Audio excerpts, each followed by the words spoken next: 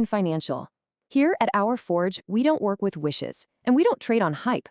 No, we take the raw, chaotic, often contradictory material the market throws at us every single day, and we hammer it into something you can actually build with, something with strength, something with clarity, a portfolio that is truly designed to withstand the pressure. We're here to cut through the weakness. So let's fire up the Forge and get to work. Okay, let's just get right into it. Every morning you wake up, every time you look at your screen, you are being hit with a fire hose of information. It's relentless. You got opinions, you got data points, and you got a whole lot of just outright noise. Your single most important job as an investor, maybe the only job that really matters, is to answer this one question. What is the market truly telling you? Forget the headlines for a second. Is the underlying structure signaling real strength? Or is it showing deep, dangerous cracks just beneath that shiny surface? It's almost impossible to figure that out when you're being pulled in 1,000 different directions at once. Pulled? That's a gentle way of putting it. It feels more like being drawn and quartered. One minute you think you see a clear path forward. You think you've got a handle on things, and then bam! Some new headline, some new data point comes out, and the entire landscape just shifts under your feet. It feels like it's designed to confuse you, to keep you off balance. And here's a perfect example. Case in point, I sit down this morning, open up the terminal, and this is the first thing that hits my screen. Broadcom, buy the dip or regret it forever. Just look at that language for a second. That is an analysis. It's not a thoughtful thesis. It's an ultimatum. It is pure, uncut, 100-proof fear of missing out, injected directly into your veins. It's screaming at you. If you don't smash that buy button right now, this very second, you are a fool and you will be left behind watching everyone else get rich. It's so powerful, it's so emotional, and you know what? It works. It makes you want to act before you think. Okay, but hang on. Before my finger can even get to the mouse, before I can even process that first headline, I scroll down maybe 2 inches and I get hit with this. Same industry, same semiconductor space. Micron, the memory chip cycle is turning against you. Wait a minute, so Broadcom is a generational, once-in-a-lifetime buying opportunity that I will regret forever if I miss it, but Micron, another massive player in the same sector, is staring down a cyclical downturn that's turning against me? How does that work? You're giving me whiplash. These two statements, these two ideas, they cannot possibly coexist peacefully inside a rational investment strategy. One of them has to be wrong, or at least there's a ton of context being completely and probably deliberately ignored. And then, it gets better. Just to complete this trifecta of total confusion, we get this gem. The AI market bubble will pop when? Notice it's not if there's a bubble. It's a foregone conclusion. The only question is when it's all going to come crashing down. So now you've got this layered cake of chaos. The bottom layer is the buy now or regret it forever FOMO.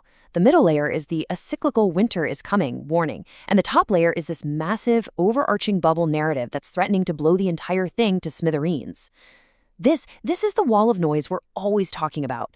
It is a disorienting, contradictory mess. And it's engineered to do one thing, provoke an emotional reaction, not a logical one.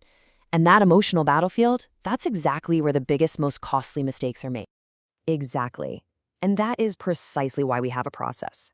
You cannot walk into that kind of chaotic environment unarmed.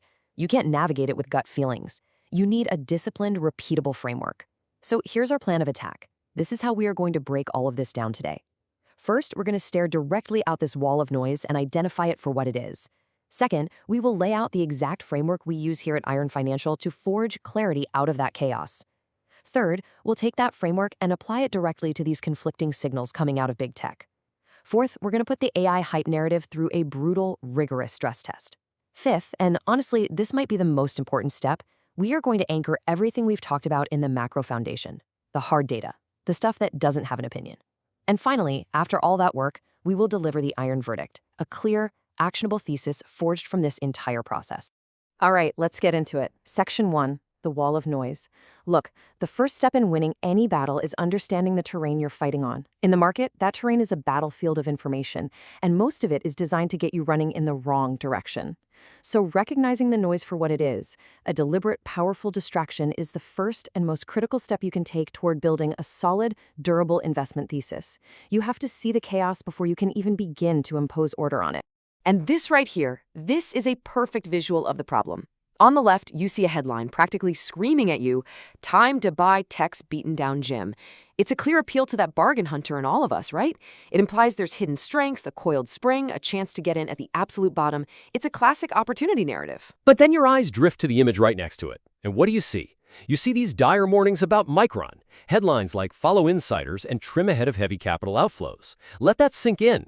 That's a direct, unambiguous warning signal. The insiders, the people who know the company better than anyone, are getting out. Capital is fleeing. That's not a yellow flag, that's a five-alarm fire with sirens blaring. So how on earth is an average investor supposed to reconcile a beaten-down gem with insiders are selling and cash is flying out the door in the exact same industry, probably on the same day? It's a paradox by design. One headline is selling you a beautiful dream, and the one right next to it is screaming at you to wake up before it becomes a nightmare. And that paradox, that engineered confusion, is exactly why we now move to Section 2, Forging Our Framework. You cannot navigate that kind of contradiction with feelings or hunches. You need a disciplined, repeatable process. You need a toolkit. Here at the Iron Financial Forge, we don't guess, we don't hope. We measure, we heat, we test, and we strike. We have a specific process for turning that raw, confusing ore of market information into a piece of high-grade, tempered steel. This is all about imposing structure on chaos. Our entire framework is built on these 4 core pillars. It's simple, but it's not easy. First, identify the noise. That's what we just spent the last few minutes doing. You have to consciously, actively separate the emotional, story-driven headlines from objective, measurable information. Second, isolate the data. This is where you push past the story and you dig for the raw numbers, the futures prices, the earnings reports, the balance sheets, the cash flow statements. You look for the things that can't be spun. Third, stress test the thesis. And this is where we take the prevailing narrative, doesn't matter if it's bullish or bearish, and we actively try to break it. We look for the weak points. We search for the cracks in the armor. And I have to jump in here because this is the one step almost everyone skips. It's human nature. You find a story you like, an idea that feels good, and what do? You only look for information that confirms you are right. That's confirmation bias, and it's a portfolio killer. Stress testing means you have to have the intellectual honesty to try to prove yourself wrong. You have to attack your own best ideas. Because if your thesis can survive a brutal, honest cross-examination, then you might actually have something solid. But if it shatters under the first bit of pressure, it was worthless to begin with, and it's better you found out now. Precisely. And only after an idea has survived that trial by fire do we move to the final step, forge the verdict. This is where we synthesize the hard data and the results of the stress test into a single, coherent, and most importantly, actionable conclusion. Okay, theory time is over. Let's put this framework to work. Section 3, Decoding Big Tech Signals. The semiconductor space is the perfect laboratory for this exercise. Why? Because right now, it is the epicenter of both the market's strongest bull narratives and its most potent, most terrifying bear warnings. We're going to apply our 4-step process to these conflicting signals and see what kind of truth we can forge. So let's isolate the 2 opposing arguments. We'll put them head to head. On the left, in column A, you have the bull case. This argument is all about structural strength. You see headlines like, Taiwan Semiconductor, another blowout earnings look inevitable. Now TSMC, they are the foundation of the entire industry. They are the bedrock on which everything else is built. If TSMC is strong, it suggests the demand for the highest end, most important chips is structurally sound. Then you have that Broadcom narrative, positioning it as a core infrastructure play that you would be an absolute fool to miss out on. This side of the argument is saying the tech and AI revolution is real, it's durable, and these companies are the critical suppliers, the new blue chips. But that brings us directly to the bear case, on the right. And this case is all about cyclical risk. The argument here is that, okay, maybe the foundational players like TSMC are stable for now, but the companies that are more exposed to things like consumer electronics, PC sales, and volatile memory prices, they are in serious trouble. A headline like Micron, the memory chip cycle is turning against you, is a direct shot across the bow. It's saying that the pandemic-era demand is faltering, inventory is building, prices are weakening, and the fat years are over. And then you get the kill shot. Follow insider and trim ahead of heavy capital outflows. Look, when the people running the company, the ones with the real information, are selling their own stock, that is not a signal you ignore. That is the loudest, clearest signal there is. So what we have is a fundamental conflict between the structural bulls and the cyclical bears. And that exact conflict leads us directly into the most hyped up, most overheated, most crowded room in the entire market. Section 4, the AI bubble stress test. You see, every single bull case we just heard for every single one of those tech stocks is underpinned by one massive all-encompassing narrative, the AI revolution. But is that narrative built on a solid foundation of real demand and profitability, or is it just hot air and hype? It is time to apply some serious pressure and see if this thing holds up. And this really is the multi-trillion-dollar question, isn't it? Is what we're seeing the next internet? Is it a genuine paradigm shift that's going to create decades of real sustainable wealth? Or is it just pets.com all over again? Is it a mania fueled by cheap money and a really, really good story that's destined to collapse under its own weight? You have to remember, every single major market top in history was accompanied by a "this time it's different" narrative. And right now, that narrative is AI. That means we have to be more skeptical, not less. We have to be extra vigilant. We have to keep asking ourselves relentlessly, is this a real revolution or is it just fantastic hype? Okay, let's apply our stress test. The bull case that AI is real and durable is fundamentally rooted in one thing: capital investment. Real money is being spent. Look at this headline. Etched raises $500 million to enter AI chip market dominated by NVIDIA. $500 million. That is not hype. That is cold, hard capital being put on the line to build real infrastructure, real products. It's a signal that very sophisticated investors believe there is a durable long-term market here that is so big, it's worth challenging a behemoth like NVIDIA for just a small piece of it. You also see established giants like Meta being framed as a beaten-down AI player, which suggests there's real fundamental value to be found, even among the titans. This is the argument for structural adoption. But let's stress test that idea, shall we? The bear case points to classic textbook bubble behavior.